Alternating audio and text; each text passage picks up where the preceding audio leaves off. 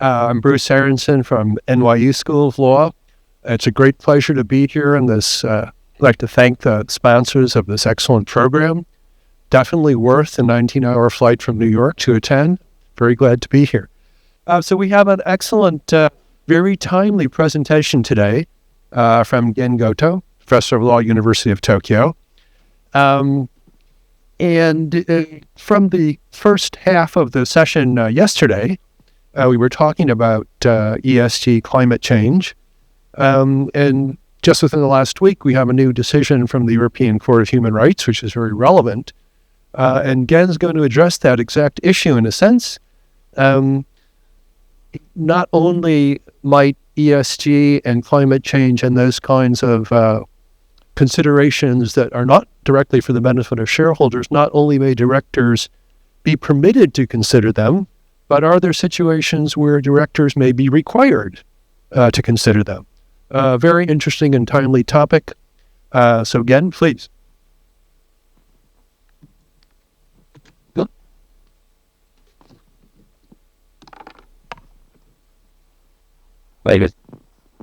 Yes. Okay, thank you, Bruce, for this kind introduction, and good morning, everyone. So it's my great pleasure to be here today to give a talk at this inaugural ACLF meeting, and it's also very nice to see many new and old friends. So I try to expand the conference presentation to more ESG side, which was one of the topics yesterday. So, okay.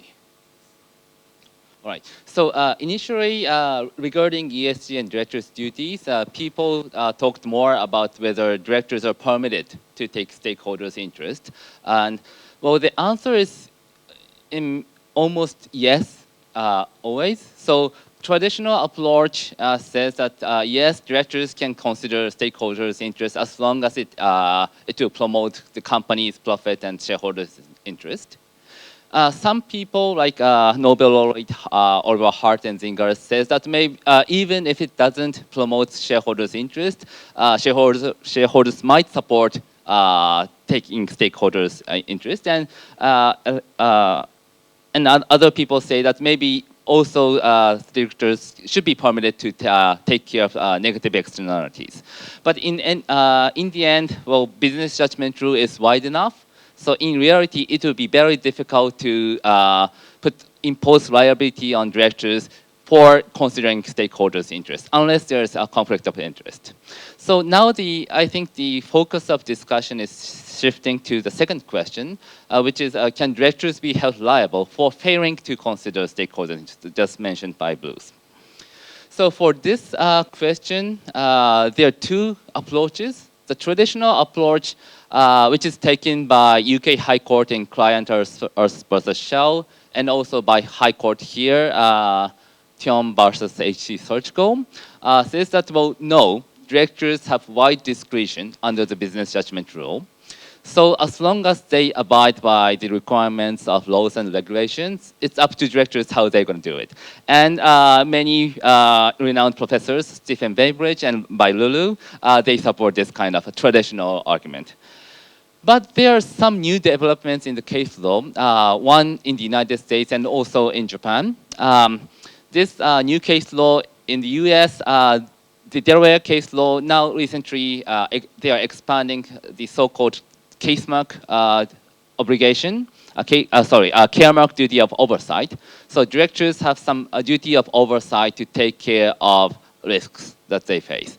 And initially, this care mark duty focused on compliance of laws and regulations. But recent cases, they are moving more beyond the laws and regulations, even some like business risks. So Merchant and Barnhill in 2019, written by Justice Strine then, and it is now followed by In Revolving Derivative Litigation. John Amon and Jeff Gordon kind of foreseen this development in 2014. They focused on like bank risks after the financial crisis. And recently, Roy Shapira, he is now kind of building up on this new development and saying that maybe directors have more duty to take care of ESG risks. And in Japan, we had this typical shareholder derivative suit, Tokyo Electric Power Company. This is a derivative suit regarding the Fukushima incident, which happened like 13 years ago. Fukushima nuclear power plant was hit by a huge tsunami, and eventually it led to a meltdown. And the company suffered a huge loss, and shareholders sued the directors. And the Tokyo District Court surprisingly imposed a huge monetary liability on directors. So, and these developments, actually, some people might welcome this development. Maybe Virginia, I guess, from yesterday's discussion. But so if you want more ESG and more sustainability, it's good that directors are required to take care of these things. But I think that the business judgment rule, just explained by Kyung-Fun in details, is a very important concept, and we need to take this seriously. So the business judgment rule is one of essential principles of corporate law, which is essential for optimal risk-taking and for the growth of the company and maybe for the whole economy. So, well, the term business judgment rule and how it's framed is not so important for my paper. It's taken care of by Kyung-Fun.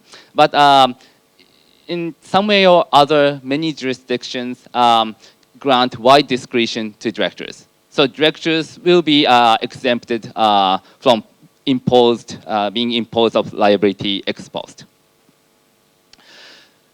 But if we require directors to take care of stakeholders' interest and impose liability ex post, then there would be some chilling effect on directors. And I think Pei-won mentioned this chilling effect yesterday in some of her comments. But if it is unclear for directors that when they will be imposed a liability for failing to consider stakeholder interest, then they'll be very risk aversive, and it might have some negative consequence on the growth of companies. So now I'd like to turn to this Tokyo District course on TEPCO. So on March 11th, 2011, sorry, it's very small slide, but so Fukushima power plant was hit by a huge tsunami following a big earthquake. And tsunami flooded the power plant's vital facilities, and they lost all the electricity they need for cooling down the reactors. So it led to meltdown. Massive amount of radioactive materials were emitted, and it contaminated the surrounding area. People had to evacuate for many years. Some places are still under strict control. So the TEPCO had to pay a large amount of compensation for those victims, and it also had to decontaminate the area. And now they are working on decommissioning of the reactors, which is still ongoing. So the plaintiff's shareholders, they sued 5 directors of TEPCO, chairman, the CEO, and directors who are in charge of the nuclear power division. And 4 of the defendants were held liable for 13.3 trillion Japanese yen. Well, yen is now getting weaker, so but still it's like 80 billion US dollars. So if you are Elon Musk or Jeff Bezos, maybe you can pay, but otherwise it's impossible to pay this amount. So it's kind of a symbolic suit, and no one expects that TEPCO directors can pay this amount, and no insurance would cover this amount. So it's kind of symbolic, but still they were held liable for this amount. And I will give you more details on how the court did this. But now this decision is appealed from both sides. Shareholders say that it should be much more, of course, and the directors say that of course we did our job. So it's now appealed to the Tokyo High Court case, and it is quite likely that the Tokyo High Court might overturn this district court judgment for causation issues, because the district court said that directors should have taken some measures to prevent this from happening. But there's a big question whether they had enough time to build like some high sea walls against those tsunami. So, and actually, Japanese Supreme Court, in a different litigation, suing the government for failing to order TEPCO to take these judgments, the Supreme Court said that there's no causation. So it's quite likely that Tokyo High Court might take a different decision, but actually, Professor Matsui has some article suggesting that Supreme Court did not say that the directors did their job. So they might have failed to do something they are required to do, but there might be no causation. So we don't know, but I would just like to take this as a catalyst for the discussions. So one thing you might wonder, especially if you're from UK or Singapore, is that why this kind of litigation is possible, because so who sued the directors? So actually, it's a group of anti-nuclear power activists. It's a citizens group, not kind of a Wall Street lawyers. So these are the plaintiffs, and these gentlemen in pink and blue suit are their leading lawyers. It's not kind of a lawyers working for corporations. So they work for these plaintiffs groups, and it's almost elderly people, and so it's quite obvious that they didn't sue for the interest of company. They wanted to condemn the act of directors who didn't take care of stakeholders' interests, but they took the form of shareholder derivative litigation, and this is perfectly possible under Japanese law. So we don't have like requirement under UK or Singapore law that shareholders derivative litigation must be for the interest of the companies. So, and there's a nice paper by Dan and his co-author on this point, so I will just skip this, but going into the logic of the course. So the course logics are twofold. So first, they begin with saying that the nuclear power plant operators have a duty to society and the general public that they should prevent by any chance a severe incident like meltdown. Well, preventing meltdown by any chance is actually impossible. But so this might be some kind of rhetoric, but they start by saying this. And because the company owes a duty to prevent these kind of accidents to its neighbors, then they jump to say that directors owe a duty of care to the company to prevent this. So there's a big jump. So they start by discussing the duty of the company, and then jump to the duty of directors. And the second pillar is actually something different. So in the second pillar, the court focuses on the interest of the company. So in Japan, we have a special act for tort law of nuclear damages. So they impose strict liability. So once a meltdown happens, the company will face a huge amount of liability, and TEPCO did.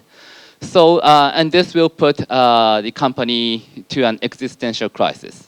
So prevent this from happening, directors owe its duty to the company to save the company. So, so this is talking about the company's interest, which is usually shareholders' interest.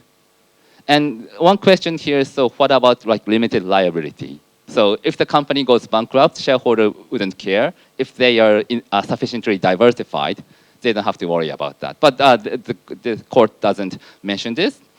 And in the end, they kind of summarize. So the directors of TEPCO should have taken some measures to prevent this from happening if they know that there's such risk. And they say that they have these kind of duties regardless of whether such failure constitutes a violation of particular laws or regulation. So this is the Tokyo District Court's decision. And if you take this Tokyo District Court decision at its face value, it looks quite radical. So they say that it doesn't matter if this constitutes a violation of laws or regulation. Directors needed to take care of stakeholders' interest into consideration, and the failure to do so will lead to their liability for 13.3 trillion yen.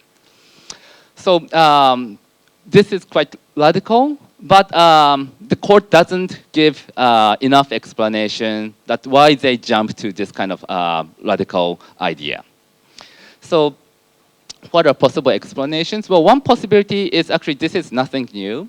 So if you read closely the court decision, it's like 700 pages. Most of it is about how nuclear power plant operates and how tsunami happens.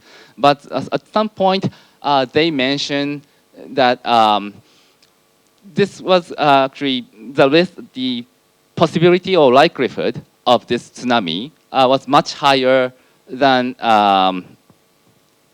the acceptable amount of risk that nuclear power plants can take. So there's before the earthquake, 10 years before the earthquake, the government scientific committee issued a report saying that the likelihood of huge tsunami in the Fukushima area was 6% in 30 years and 9% in 50 years. And the Japanese Nuclear Security Committee follows IAEA, the UN body for atomic energy. And the IAEA says that the permissible likelihood of severe incidents for nuclear power plant is 1 out of 1 million per year. So 6% within 30 years is way higher than 1 out of 1 million per year. If you just multiply by 30, it's going to be like 30 out of 1 million. So it's much lower than 1%. So actually, this was beyond the risk, a permissible level of risk that a nuclear power plant can take. And also, Japanese Nuclear Safety Agency requested TEPCO to consider these kind of risks, which are very rare but possible earthquakes. But the TEPCO didn't respond to this request. So maybe we can just say that this is just an easy case. It's kind of violation of law. And just like Kyung-Fu mentioned, if there's a violation of law, business judgment rule doesn't apply. So if this was the case, it was very easy. But this contradicts with the court explicit holding that directors were in breach of their duties, regardless of whether their failure constitutes a violation of law. So I think that the intention of the Tokyo court was to say that directors, they negligently overlooked a red flag. And this was a red flag for a very rare event, but will cause an enormous amount of risk. So TEPCO's employees, they read this scientific report, and employees thought that they need to do something for this. So they went to the director in charge of nuclear power and said that we need to do something immediately, like build a new seawalls or something. And they thought that, well, of course, this will take some cost, but they had to do this.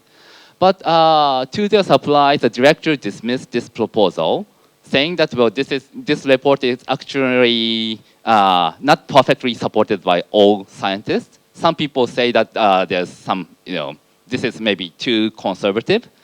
So they said that we need to get a second opinion from a group of scientists that are more friendly to TEPCO. So this sounds very bad, actually. And the court severely criticized this, that this is irresponsible at all. So, this is not, a kind of scientific decision. It's how much risk that you can take. So even if there is some possibility that actually the risk is much lower than the scientific report, this is not kind of one crazy scientist saying that there's going to be an earthquake. It is a result of government council working for many years with a group of top-level scientists. So you have to consider this. So here, I think that the Tokyo court and the Delaware court kind of converge into one sense that if you know some risk information, you need to consider this. So, but there are some questions. So if this is a competitive law discussion, maybe we can say that now Japan and the US is going to the same direction. So this is another convergence of corporate governance. But I think we need to still think of a few questions. One is that, so now going back to the business judgment rule discussion, was it clear to TEPCO's directors how they should have acted? So now after the earthquake, we can say that they should have, okay, 5 minutes. So they should have done something. But before the earthquake happening, and you never know that when an earthquake gonna occur. And building seawalls and taking all those responses cost a lot of money.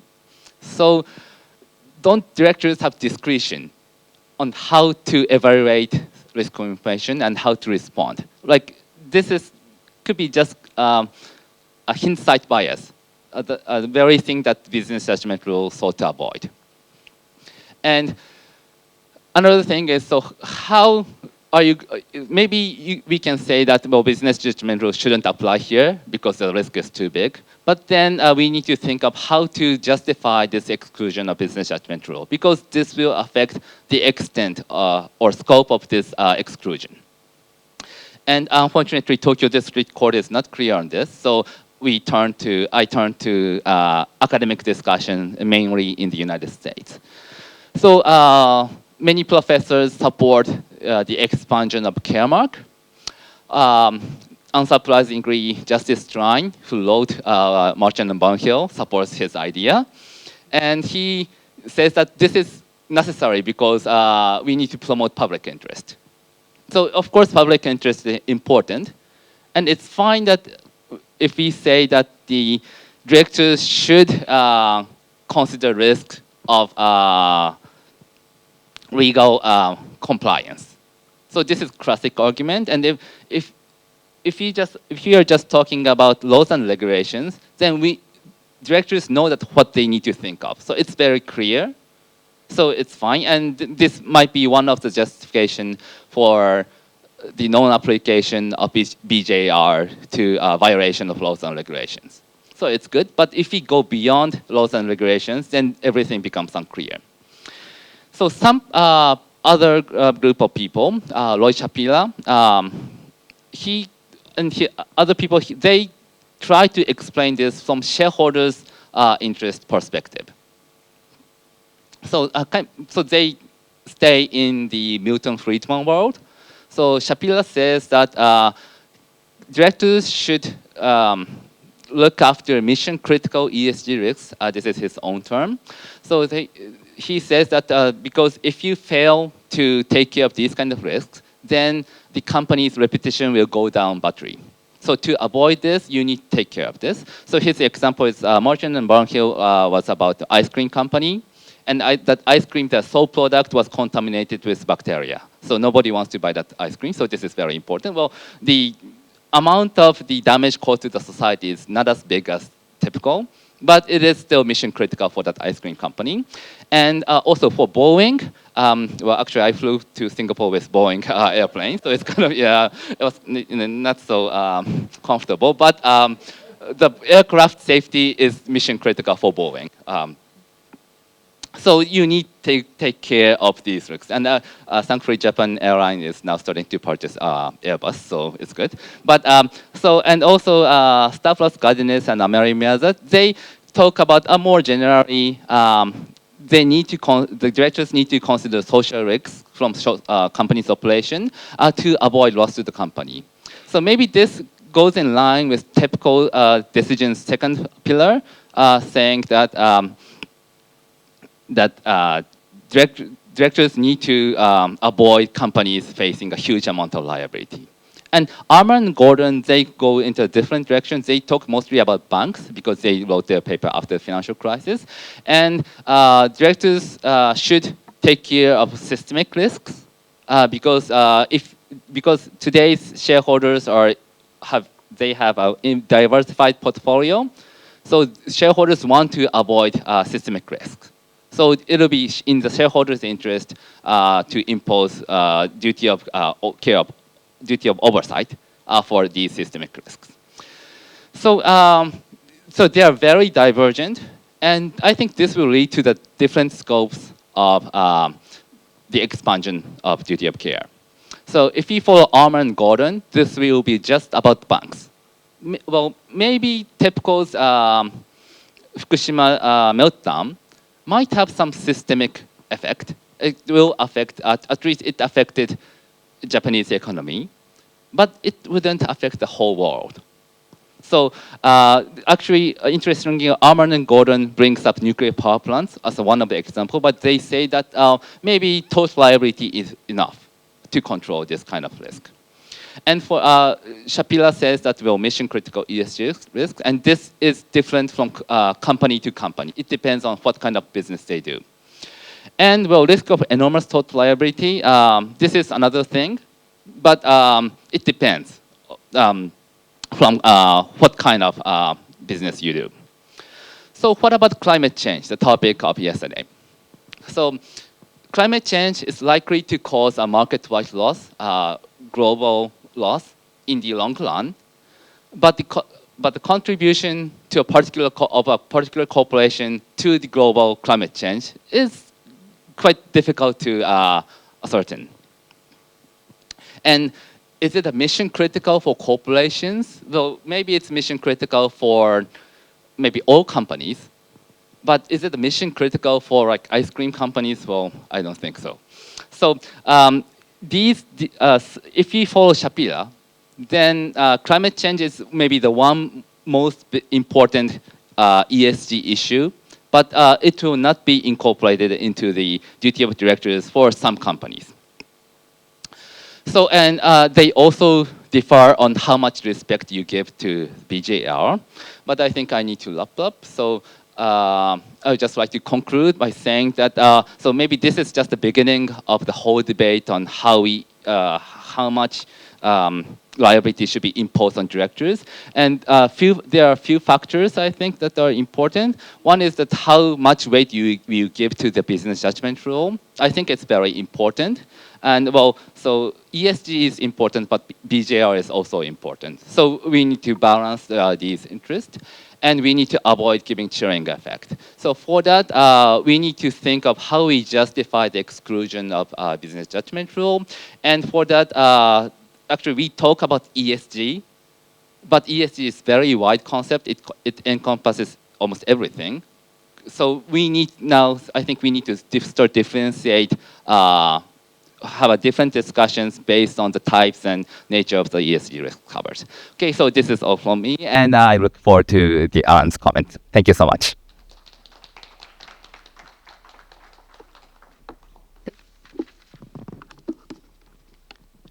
Thank you again for that wonderful presentation. And now we'll have some comments from Alan Koh, who's Assistant Professor at the Business Law Division, Nanyang Business School, Nanyang Technological University. Alan? Thanks, Bruce. I'm going to set a timer so I don't run over because it's always good discipline. Now, I'm just going to start with the... So I think it's important to, at this juncture, first, I would like to thank the organizers, especially Dan Puchniak, for putting this together. Now, technically, I'm from the Business Law Division of a business school. It's not really a law school, even though I realized to my surprise 2 days ago that my department is actually ranked on the QS rankings for law and legal studies. I have no idea how that happened, but so I guess I am technically qualified to participate in the proceedings. I think after what Professor Goto has spoken, right, I think there was a lot of detail about the doctrinal reasoning involved in the TEPCO case. And while I do a fair bit of Japanese law, I wouldn't presume to question the internal logic of that reasoning. I think that's not really how I can add value. Instead, I'd like to speak a little bit more about the social context in which this case has occurred.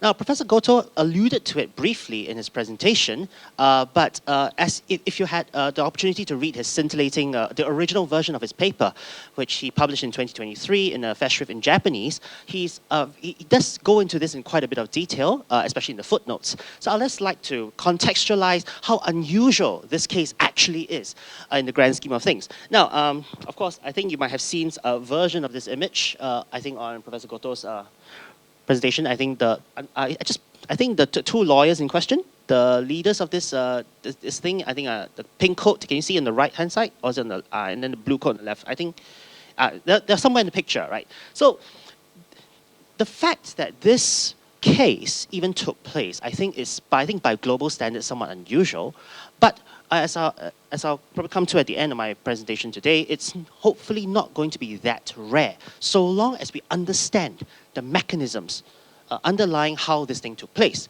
and what this can mean for the future of directors' duties in the context of climate risk.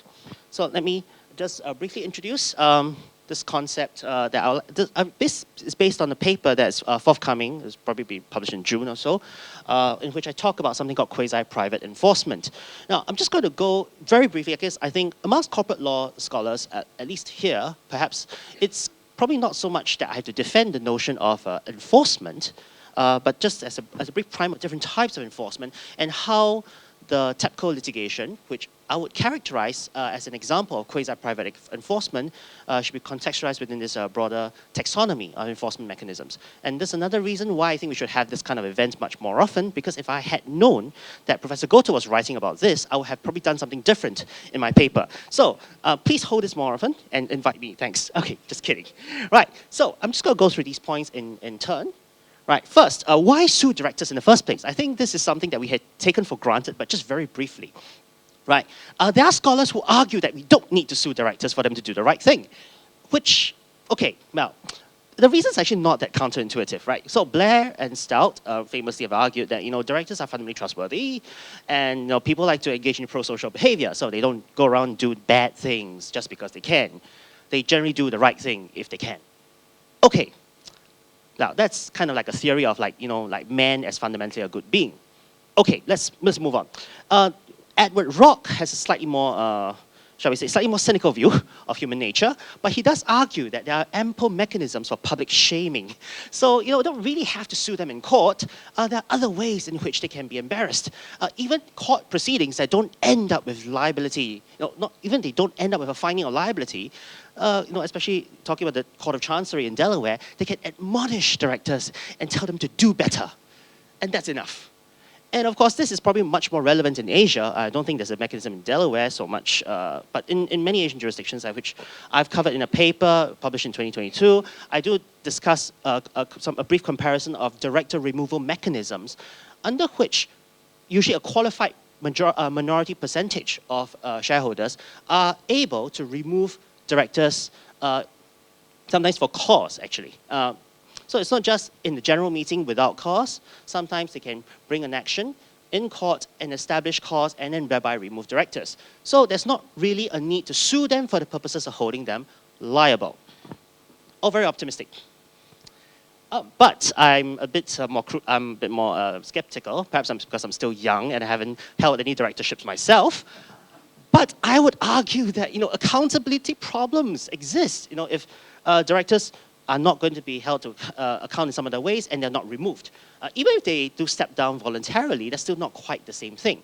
This is why there's send a message litigation, right, all across the world. I think the most famous works, I don't have to go into it, Professor Bernard Black and his colleagues have written a lot about this already. There's symbolic value involved in send a message litigation. I think this is immediately obvious for the TEPCO litigation, right? And there's again, in the TEPCO litigation, we see an example of anti-nuclear activist group trying to advance the interests of non-TEPCO shareholder stakeholders. Okay, fine, they may be technically TEPCO shareholders, but normally the focus is on other stakeholders. We're not just talking about the residents around the Fukushima plant, we can talk about Japanese society as a whole. And in fact, I would say that even Singapore is kind of a stakeholder because of the Fukushima incident, our fish prices arguably dropped, because certain markets no longer want to buy Japanese fish. Well, Singapore might be a beneficiary of this, but the point is there are other stakeholders who are much more injured, especially, for example, fishermen. So there are all these reasons, I think, affirmative reasons we should sue directors even if we can trust them to do the right thing. So I think this is already well understood. This is probably like hornbook law, which we teach our students. I'm not sure I can do it in my own class because I'm in a business school, but I think in a law school, this is all pretty obvious. Right? Technically, shareholders have a lot of enforcement mechanisms, right? They have not just derivative suits, which is what's discussed here so far. There are also direct suits. So for details, see my paper.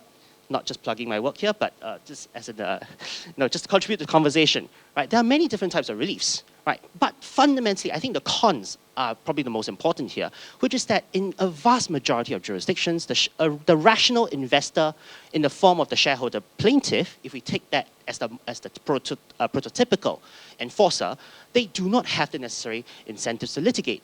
Therefore, we can see that most instances of private enforcement are brought by people who do have that incentive. And clearly in TEPCO is the case of an activist group and of course the many victims of the disaster, but that has got to do with like Yongnikyu in Japanese law, but I don't want to get into that now because I'm not the expert. But generally incentives are a big problem. So I'm going to skip this because public enforcement is something that I think is a bit difficult to relate to, but just a call out to our Australian colleagues. Yes, you're pretty much sui generis. I've said this in every single presentation I've done in Australia.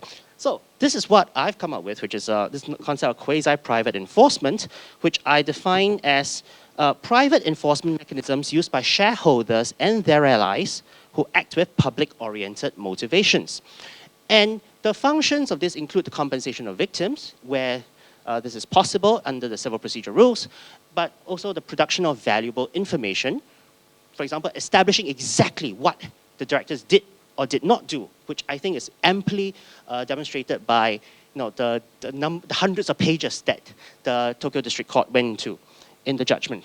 And of course, fundamentally, it's about sending a message which carries the functions of not just compensation, rather, but deterrence and denunciation. Denunciation in the sense of, you have done really badly, bad boys or girls, but usually boys because directors are still predominantly male.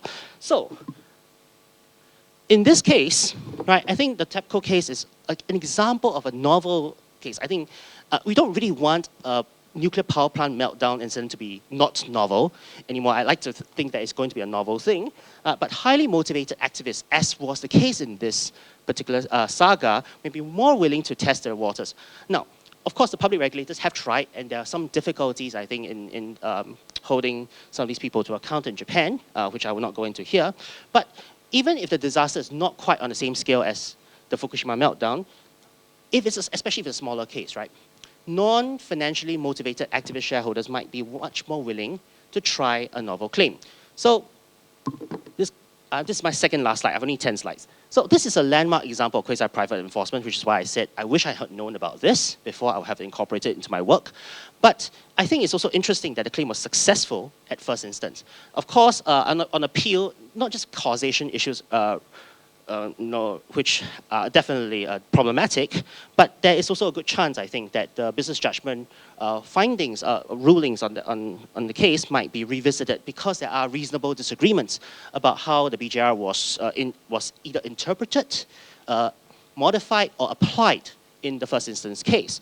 But it's also true that there was a huge impact on Japan, and the electric power plants, power companies provide public service, and I have to resist putting a picture of Tenki no Ko, the movie, which involved a ritual sacrifice. Because in this case, shouldn't someone be held liable, responsible for this? And this is my last slide. So this is an interesting example of quasi-private enforcement, and the link to climate change is clear, right? That is also an evolving, emerging area, and the client case, I think, is probably discussed best in a European setting, even though there's some relevance here. But even taking the most pessimistic view of the Tokyo District Court judgment in TEPCO, is the finding, is the holding that directors may be more likely to be found liable for a breach of duty of care if public interest considerations are significant. This is enough to prompt directors to modify their behavior in response to climate change for the purposes of enforcement. Quasi-private enforcement being the most likely way this is going to happen. Now, is this a bad thing for corporate law? I leave this as a question mark because while Professor Goto seems to be very skeptical, I think there are good arguments, which I will not go into here, for maintaining this position where we continue to strip business judgment protection from certain areas of decision making. Perhaps discretion should be confined in some situations, and not just in terms of massive disasters like this, which they were forewarned of, but perhaps also in emerging problems of our time. And with that, I end my presentation. Thank you.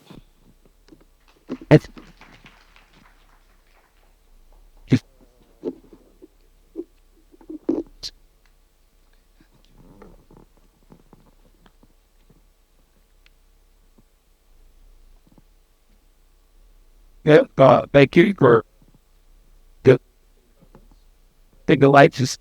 Then Let's try that again. Thank you for your very interesting comments, Alan, and let's proceed to questions from the floor. I see so many. Well, that table, everyone has a question. So you decide amongst yourselves who's going first. Me? Okay. Yeah, Okay. thank you. This is, I think, a fascinating stimulus paper. A very stimulus paper, and raise very serious issues. And I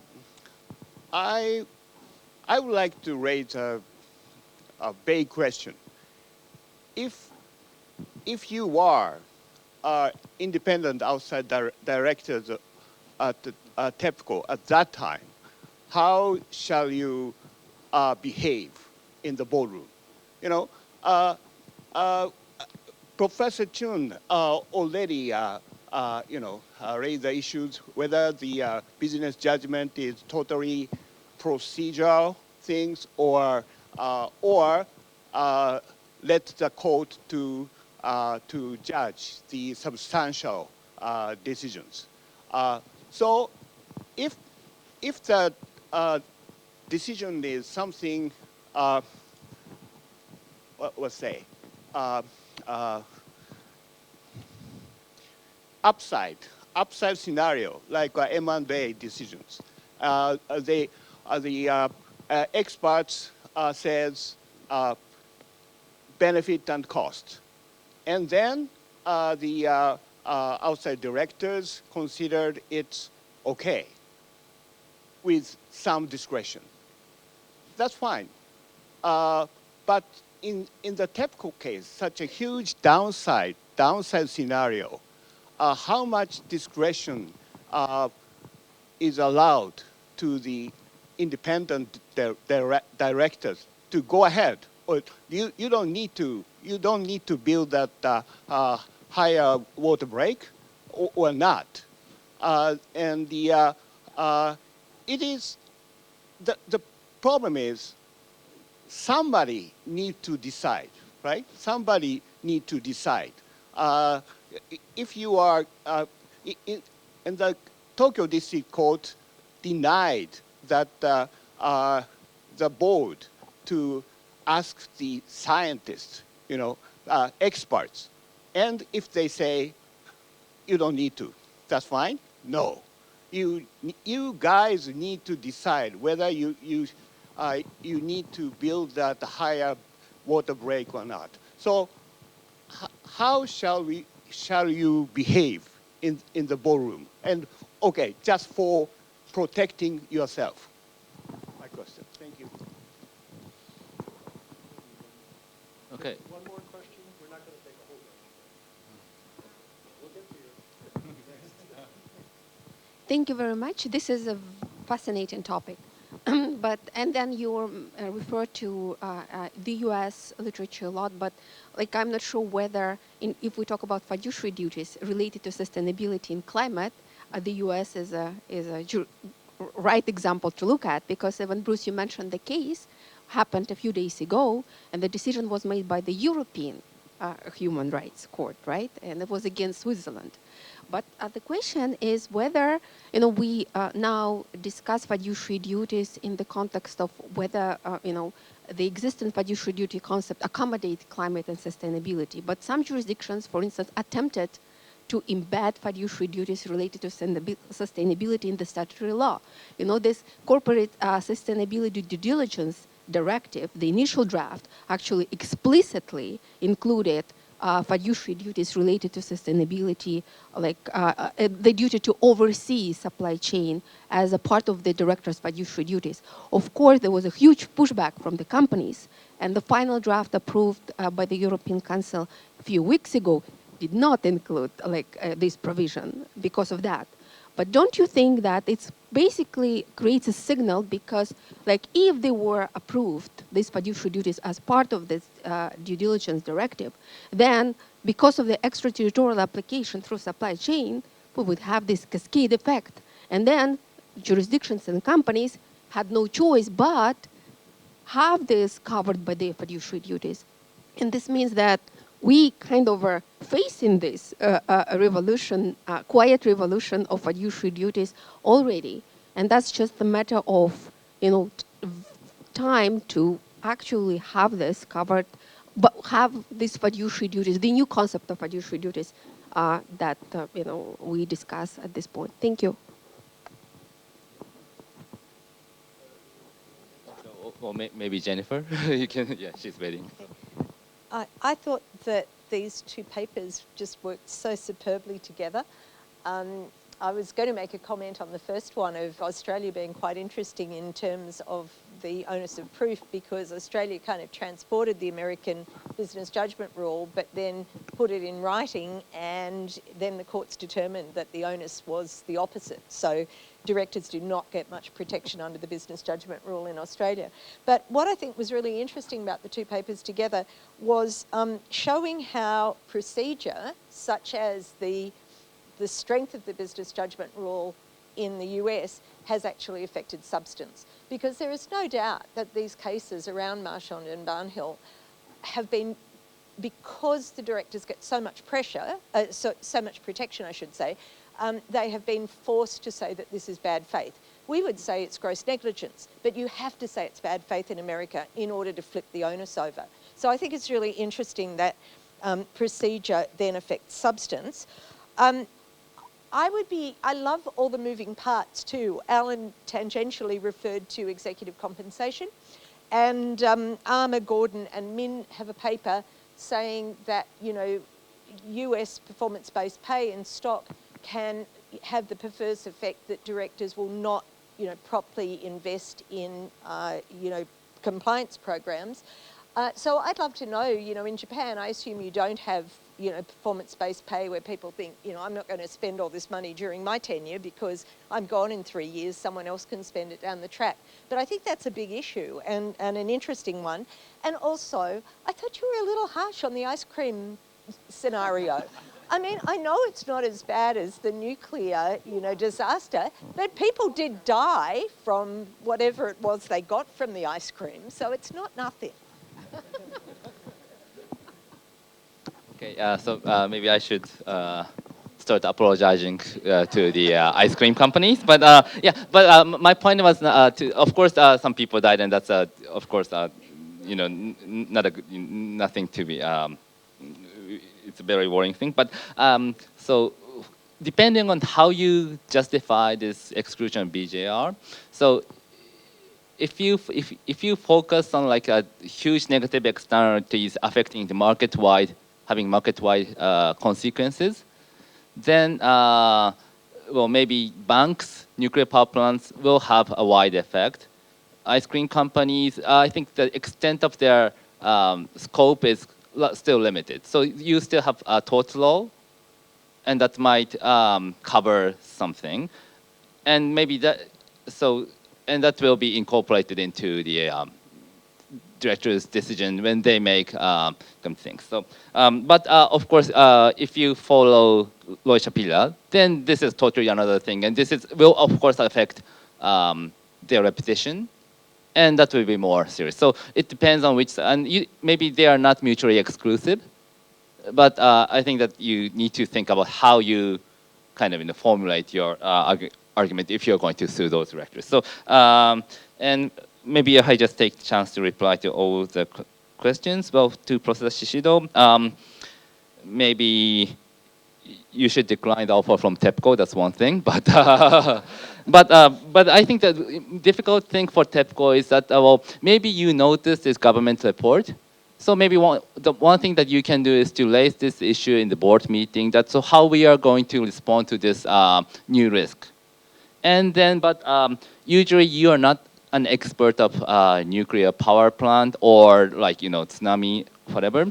So if you raise the issue and if the executives say that we will consider the risks and evaluate it and take responses if necessary, then there's not much you can do. And if they say that we reviewed this information and we consulted some scientists, but they thought that we don't think we need to do anything now, then it's quite difficult for an independent director to do anything unless you have some expertise on that specific issue. So, and maybe you can say expose that you should have asked for more, but that's maybe that could be a hindsight bias. So it's very difficult. So, yeah, so maybe working for becoming an independent director of a power plant company is not a good idea. So that's my well, it's just a joke, but so actually it's very difficult. So that's my sorry, and to Rosa, yeah. So you raised this CSDDD, and I think it has a big effect affecting not just European companies but also companies worldwide, and. One thing is that, so this is becoming a law in Europe, and with this some kind of extraterritorial effect, it is affecting other companies. But they have to do this, for European companies, they have to do this because it's a law. And other countries, companies have to do this because they have their business with European companies. So this is kind of clear. And if they don't do this, then they might lose their business with European companies. So they will just do it. So it's kind of a clear thing that they need to do. And the ESG issues that are relevant for CSDDD is quite different from the one that was involved in typical case, or also Marchand and Barnhill. So I think we cannot just copy discussions around. So we need to have this kind of different approach for the point that I think you have raised. And for well, is this a bad thing for corporate law? Well, I think it's not a bad thing for the world and society.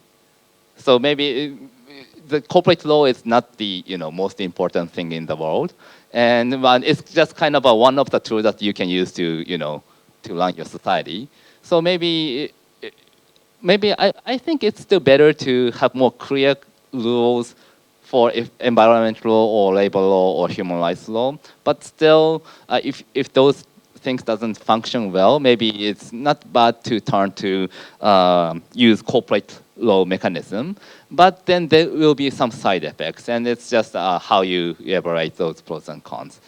So I think those are my responses to initial questions, and I think there are also some hands in this side of the room, but I'm not sure whether we have enough time. Thank you. Very good responses. And now I know you were the first one to raise your hand. Please go ahead.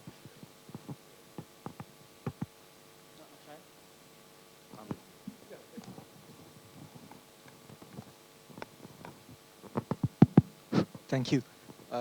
Professor Goto, I think it was a really great presentation. It's very interesting. I have to admit that ESG issue is quite new for me, so it's quite shocking. So maybe from your presentation, it'd be interesting if we heard a bit about, you said that in the case after the director received the scientific study on how they are suggested to build a giant seawalls, they asked for the second opinion, which you said, I quote, to the scientists who are closer to the TEPCO, right? Which probably would result in a less costly solutions to provide. But this approach, I think, still reasonable and diligence. And for the shareholders' perspective, the majority one, of course, because it's less costly, of course, it be much more favorable to them, right? So in terms of cleansing the conflict, the interest of the shareholders, I think they have done pretty much a sound procedure, right? So my question would be whether in the context of ESG or climate change issues, so the standard has to be heightened.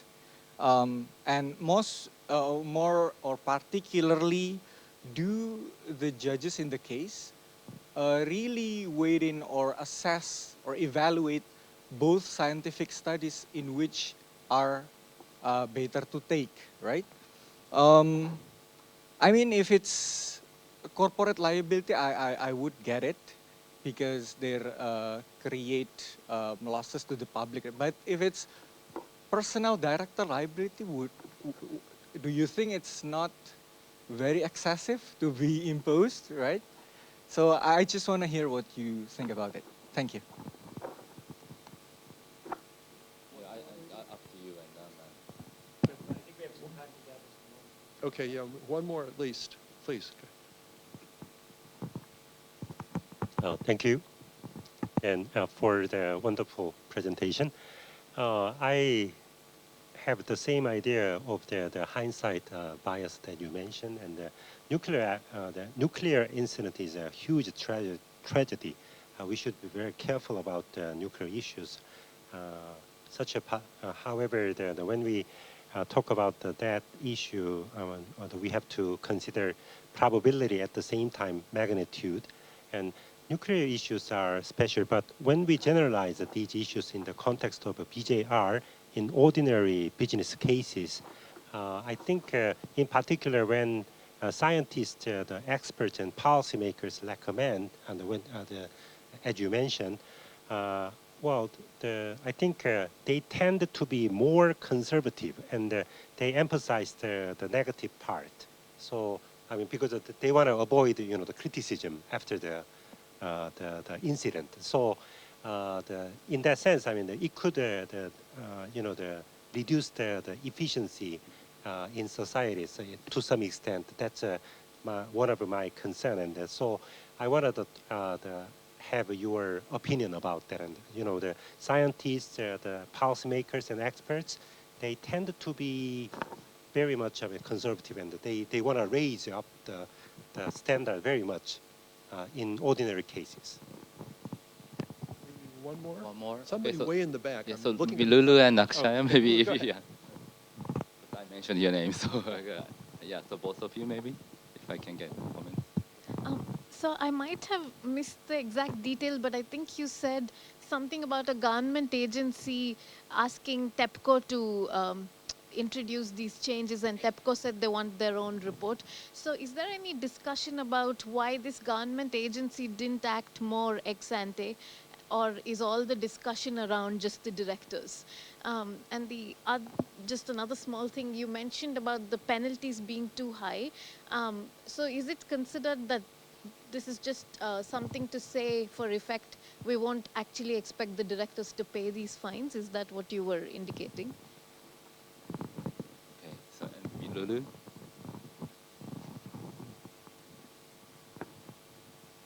Thank you. Yeah, so thanks for citing my paper. But what I want to put back actually is how do we actually define BJR, right? I think the first two papers talk about BJR. What I understand is that actually for directors, there are two prongs of duty. One is duty of loyalty and duty of care, right? So a BJR traditionally, in my opinion, only applies to duty of loyalty. Duty of care actually doesn't really, right? At least that's for common law.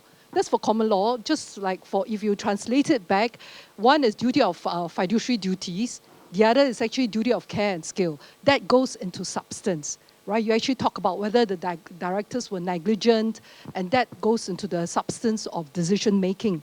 But when you're talking about duty of loyalty or fiduciary duty, especially in our case, is actually to act in the best interest of the company. So that doesn't really go into the substance. BJR comes in to protect the directors' decision making. Once they prove that they have acted in the best interest of the company, that's it.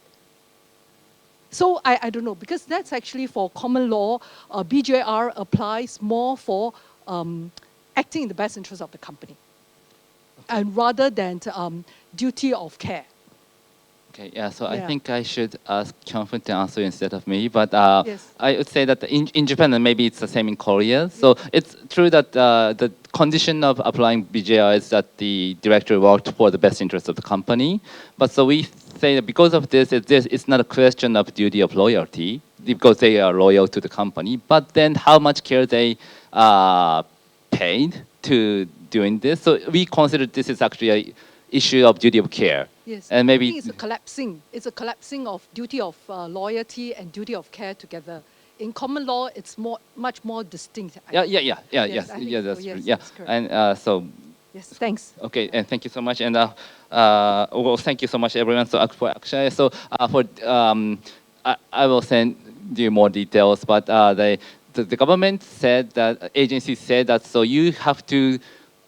You cannot just say that this is a rare event, so we just disregard. You should, because it's a huge risk, you have to take seriously even if it's a very rare event.